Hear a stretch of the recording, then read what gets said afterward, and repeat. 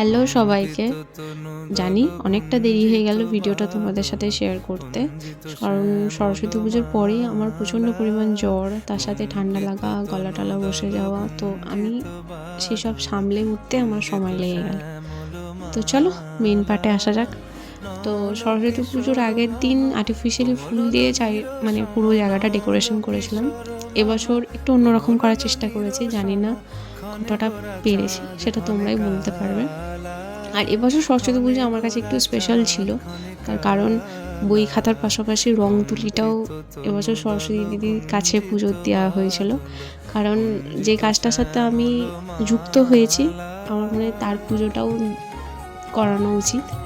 তো কাঁচা হলুদ বাটা দিয়ে সকালবেলা স্নান করাটা তো আছেই। তো এই প্রথম বছর আমাদের বাড়িতে শিল ষষ্ঠীর পুজো হয়েছে এবং তার সাথে গোটা সিদ্ধ। তোমাদের কার কার আছে সেটা জানিও, ভিডিওটা কেমন লাগলো সেটাও।